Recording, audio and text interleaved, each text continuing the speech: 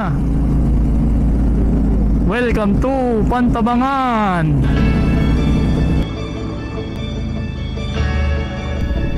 Stop over muna tayo.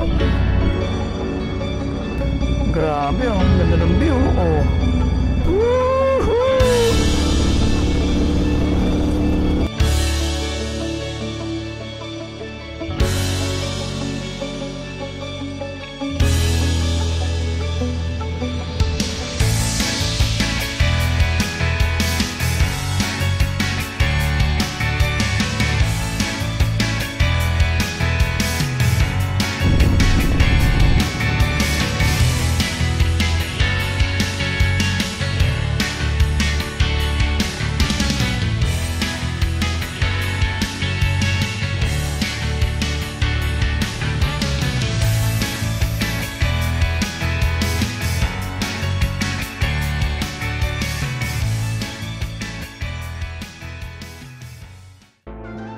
Good morning guys. So today tayo ay pupunta sa Dinadyawan. Ayun, Dinadyawan Aurora, hindi pa Kulao. Tama ba? Ayun. So time check is almost 4:15. So ang dala pala natin yan ay 450 SR CF Moto. So sports bike. Ay, antok pa ako. So anyways, meron tayong 5 hours and 37 minutes. Yun ang sabi ng Google Maps. Tingnan natin, may gas pa.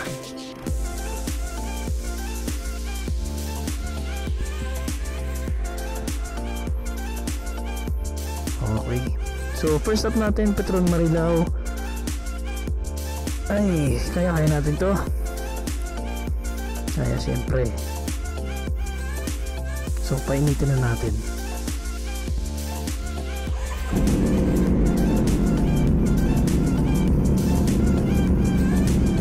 Okay. Tara.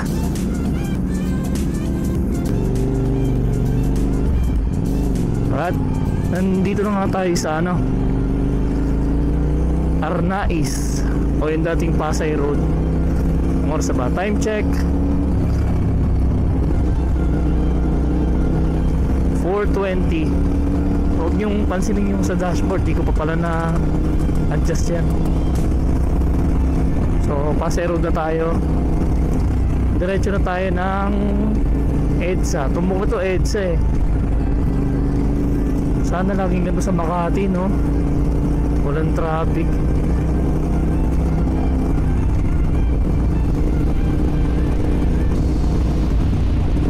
So ang first stop natin, since meron pa naman tayong gas, dun na sa meetup natin. Bali, tatlo tayong pupunta ngayon ng Dinadyawan. Kikitain natin yung dalawang mokong dun sa Petron Marilao. Yun, green.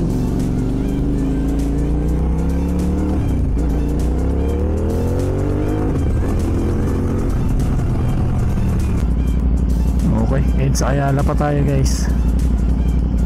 Malayo-layo pa. Pero pag itong oras wala pang traffic ang EDSA na yun. Kaya tansya ko mga 30 minutes siguro. 30 minutes tingin ko.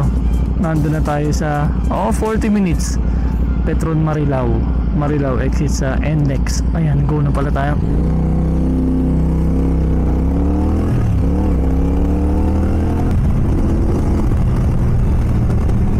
Pero ang dami pa rin sasakyan, no? Sabagay EDSA kasi isa to sa mga main natin eh, main road Pilipinas. Sa Luzon parang Pilipinas. Antok pa ako. Sige, tayo na muna tayo. Ayan, Naalala ko na naman bakit ayoko nag-EDSA. Grabe, mas sakit na agad ng likod ko. Oh, yan. Pwede naman sana ako mag Skyway, kaso nga lang mahal. Kung budget lang, EDSA lang. Pero dahil nakakaumay na yung kalsada rito, nangyari, ito sa naghihintuan. Dahil umay yung kalsada sa EDSA, yun o, diba? Dahil papawisan ako, pwede ko tatalsik ako sa upuan ko eh. Hindi ka magpapabilis o hindi naman sa magmamabilis ka. Siyempre overtake ka rin paminsan-minsan, iwas-iwas. Dahil gano'n ang kondisyon ng EDSA. Ito makinis dito. Next time mag-ano na lang tayo, Skyway na lang.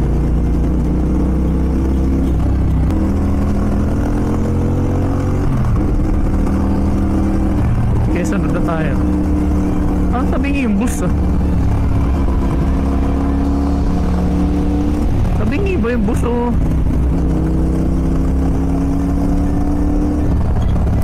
Tabingi nga. Tayong bumuntot dyan.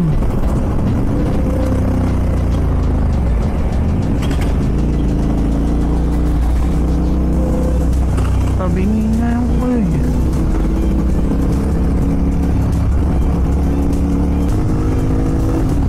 Papasok na tayo ng NLEX, boys.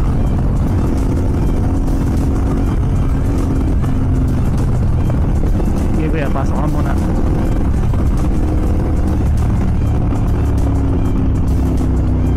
Time check ay 45. Umigilid.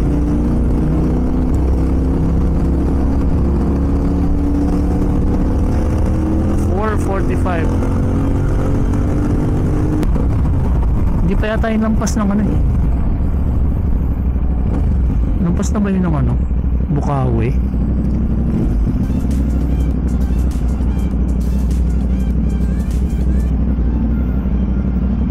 Ayun lang, may nabasa 1238 Naks, dami. Next chinik ko ang sabi 600 plus papuntang Tarlac exit. Kasi from Tarlac exit, kailangan from Tarlac exit Dao hanggang Tarlac exit is 620, parang ganun. 620 plus 621, 625, ewan ko.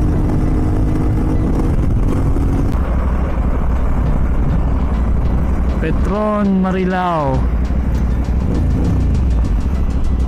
Ngayon hanapin natin sila. Yun pala yung Army Navy. Ayun kita kang motor dun.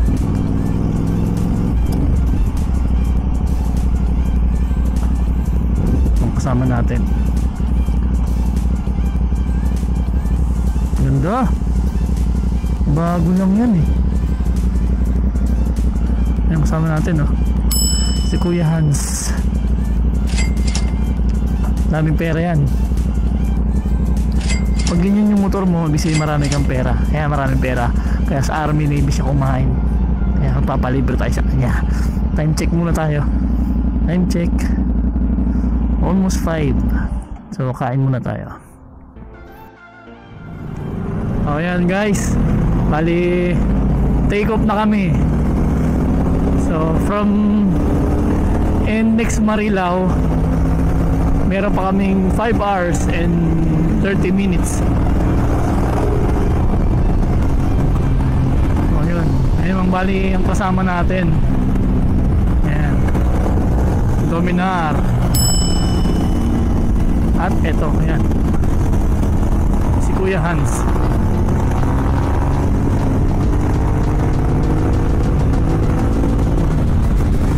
So time check natin,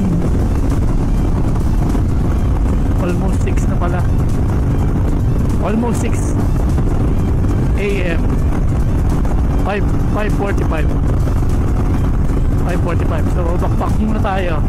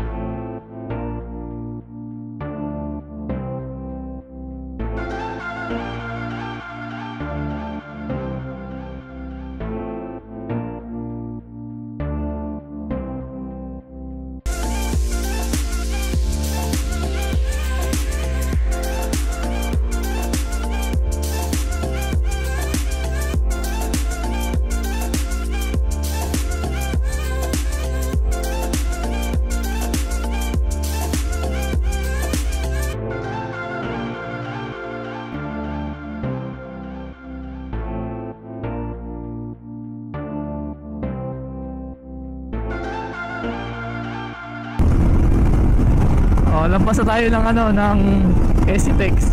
Pag dumiretso ka dito, TPLEX. Pero pag papunta ng Aurora, ito bago, CLX.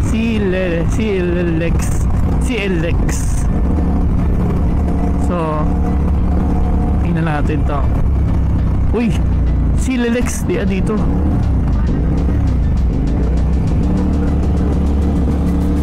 Yan, CLX.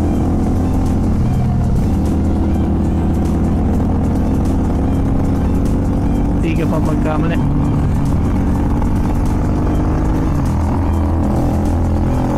So bago pa raw tong CLX na to eh. So wala pa siyang wala pa siyang toll. Sabi wala pa daw toll.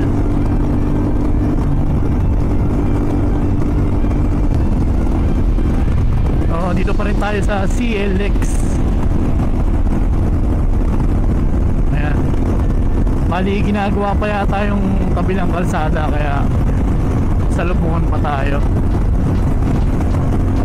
So, hindi pa siya open, kaya nakikita nyo kanina meron mga Honda Click.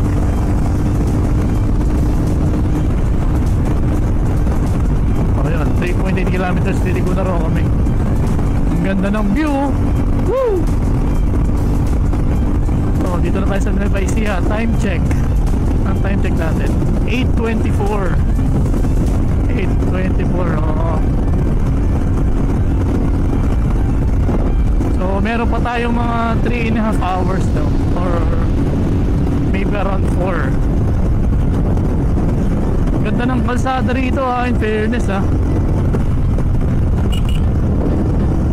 Pero chill ride lang. Mahirap kasi sa mga inner roads baka may mga bilang pumatawid-tawid.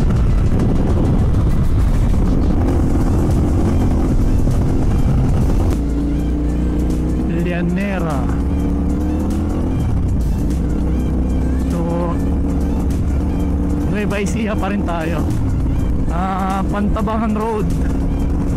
So backpack pa tayo. Malayo-layo pa. Mga 3 hours pa. 3 hours.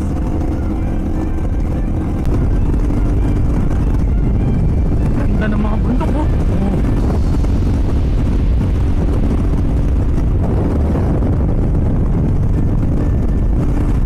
Wow, ganda ng church. Ano to?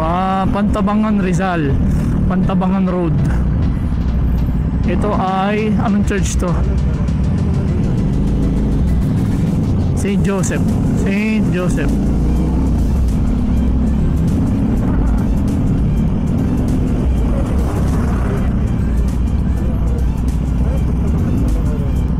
Baler din tayo. Baler 79 kilometers. 79 kilometers. Ito na. Welcome to Pantabangan. Pantabangan na tayo. Pantabangan.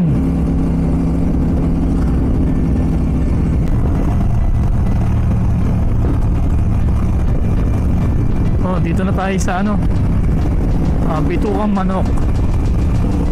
So time check, parang 10 AM na. Pantabangan pa rin yata to, pero mga 50 kilometers from ano, away from Baler. So hindi naman yung Baler yung pupuntahan natin, di ba? Yung Dinadjawan. So parang landmark lang.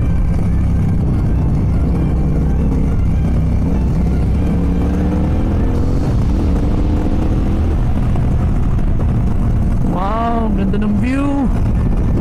Woo! Ay, ba't ganun?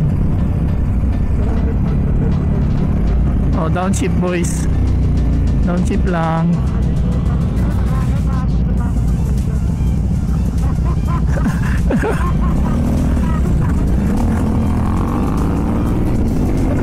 Oh, slow down.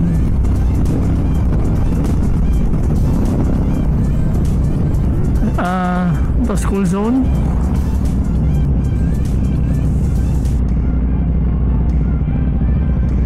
Beep. Oh, ay may ano, wala po akong ano, piyesta, pantulong sa piyesta. Pang piyesta raw nila. Wala po akong kasi, muna sila muna.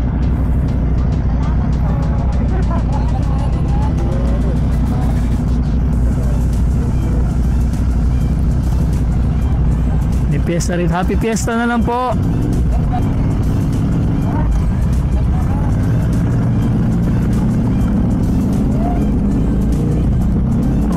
Ganun pala rito, haharangin ka pag piyesta.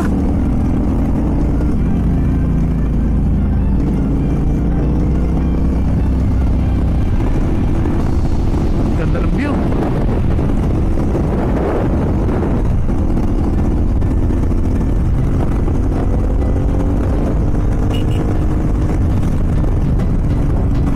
Ganda naman ng puno na yun.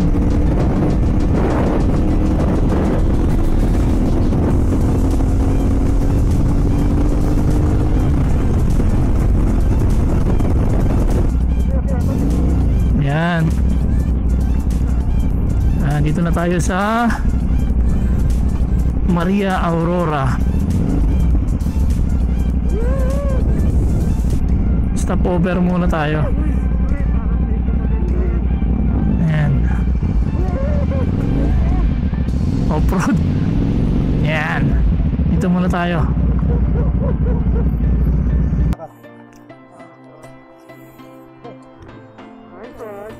Welcome to Aurora.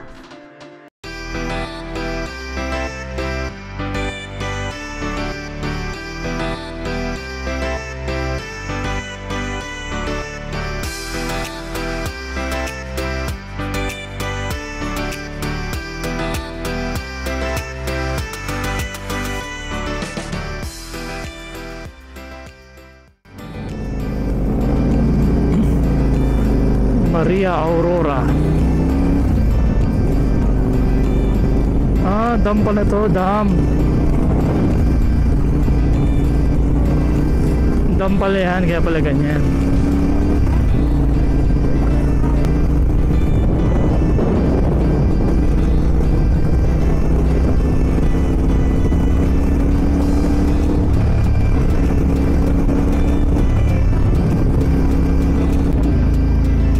Ito medyo bangin yung nasa gilid, kaya lalay lang. Downshift, downshift.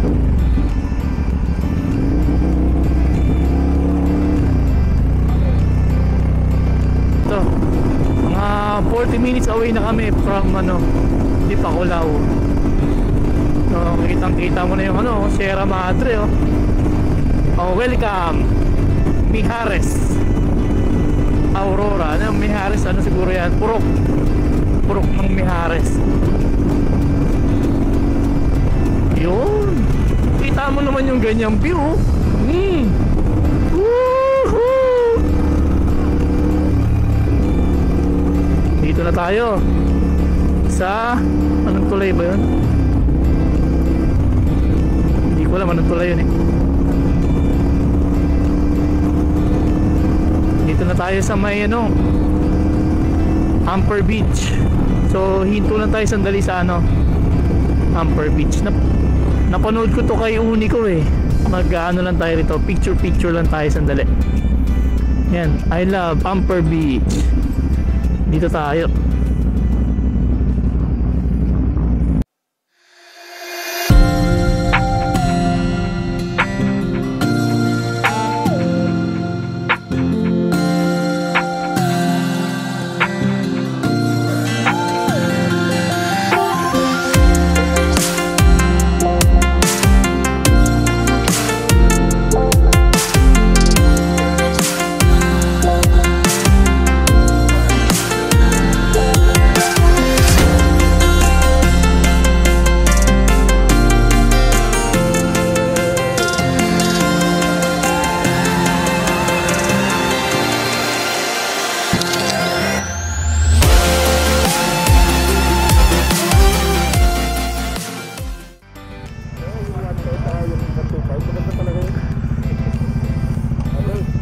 Okay, tapos na kami mag picture.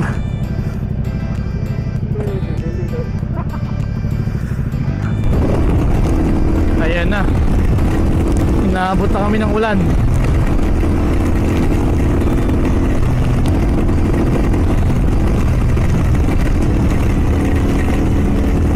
Ayan, inaabot kami ng ulan. Si Kuya Benjo basa na, buti meron siyang ano, waterproof dun sa ano niya. Ayan, sige yan, saka ano na, jacket. Ako din, naka-jacket na raincoat. Yeah, ang hirap.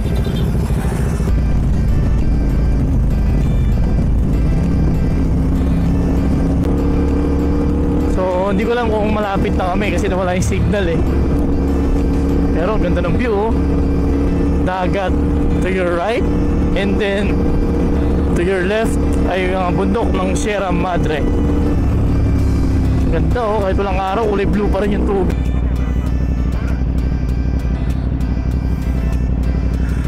Grabe oh, ganda ng view oh. Oh, bang klase. Okay, let's go. So dito na po tayo sa Sand and Stars. Ayan. So along the road lang sila pag dinire-diretso yung kalsada na pinanggalingan natin kanina. Yan, dire-diretso lang yan. So yung gate nila, eto, yan, para sa mga pupunta. Yan, yung gate nila. Kuya, kaway kayo kuya. Yan, pagpasok nyo, yan, malaki yung parking space nila eh. So fully booked sila pagdating namin. Ayan yung parking space. Hindi covered, ayan yung mga motor natin, ayan. Hindi covered, pero okay lang naman kasi hindi ka naman dito tatagal ng sobrang tagal. Ayan, parking space, as may receiving area. Ayan yung entrance. Okay, pasok tayo. So ayan, dyan kami nag-park. Ayan yung receiving area. And then ito yung ano nila, dyan magbabayad. Check-in, dito ka rin mag-check-in. Ito yung main store nila. Ayan. So meron na dyan mga water, pwede ka mag-rent ng mga kaldero pag magluluto ka. And then yan, yung mga essentials nandito na rin lahat meron. Meron din pala silang ano rito, lunch, mga silog meals papaluto. So ayan, information. So and then ayan, malaking kitchen nila or mess hall yan. And then doon nandun yung ano, mga lutuan pagka magre-rent kayo ng mga utensils o kaya mga kaldero. So may mga cottage nila for rent. Ayan, cottage. And then hello po. And then yan, may mga washroom. And then ayan. So may tents. Check nyo na lang yung ano, check nyo na lang yung price sa website nila. Parang 2,000 yata, 2,500 kung hindi ako nagkakamali. 4,600 yata, good 4,600 yata yung tents. Plus cottage. Not sure magkano yung cottage eh. Yan, mga washroom din yan. Tapos ito yung mga villa, nila. Yung villa namin is beachfront. 3,000 yun ang bili namin. Hindi ko alam kung peak season price yun o ano. Ayan yung mga, ayan, may mga villa din sa likod. Mas mura yung villa sa likod eh. Parang 2,500 yata. Hindi ko sure huwag niyo muna ako ikot. So ayan, may mga cottage din dito. Bali hanggang dun lang yung ano nila. Hanggang dun lang yung perimeter ng kanilang resort. Pero beachfront na, ayan. Ganda ng dagat dito guys. Grabe.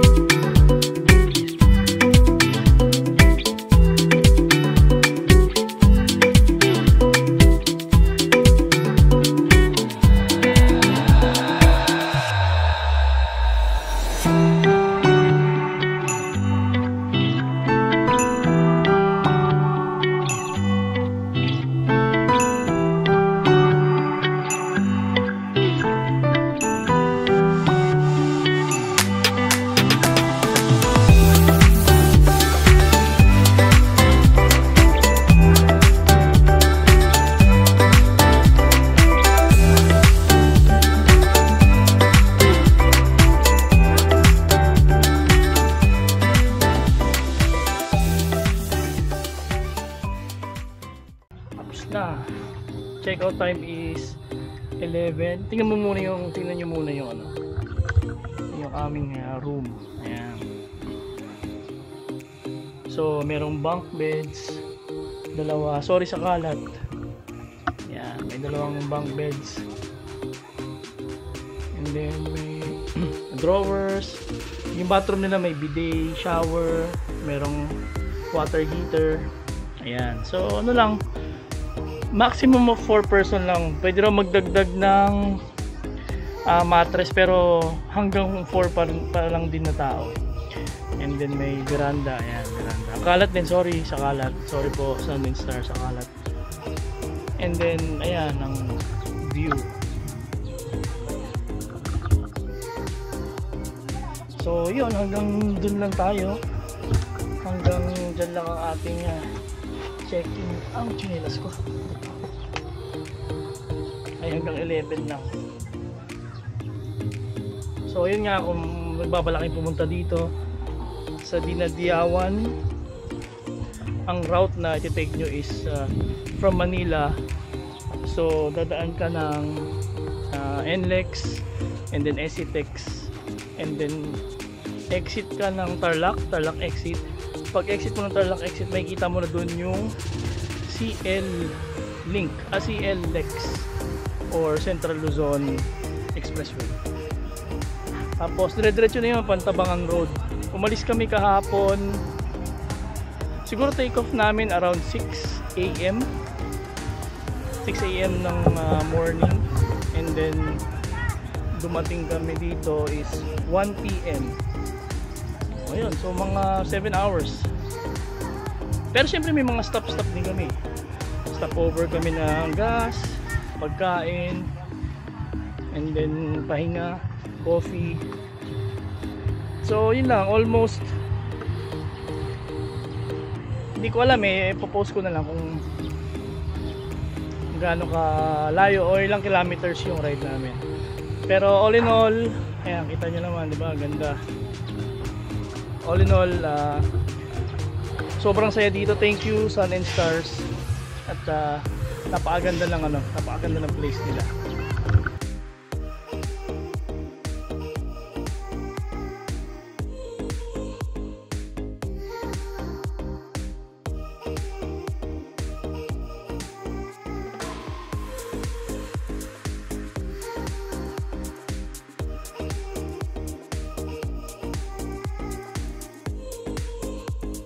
And ang babait din, napakababait ng mga ano, ng mga staff.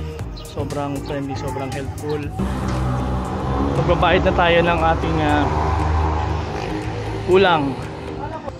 Si Ma'am, ang information center ng Sun and Stars. Ma'am, thank you po. Napakaganda po ng ano. Napakaganda po ng inyong resort, tsaka ang babait po ng ano, ng staff. Pasensya na rin po kayo, nag-overstay po kami ng ilang minutes. Pasensya na po. So maraming salamat po. So Dinadyawan, Dipakulaw, Aurora. Tama po ba, ma'am? Yun. So ayun, popost ko na lang din yung link kung saan kayo magbubook. At ayun, punta na kayo guys. Sobrang ganda. Kami naman bayad lang and then take off na. Hi, Dad.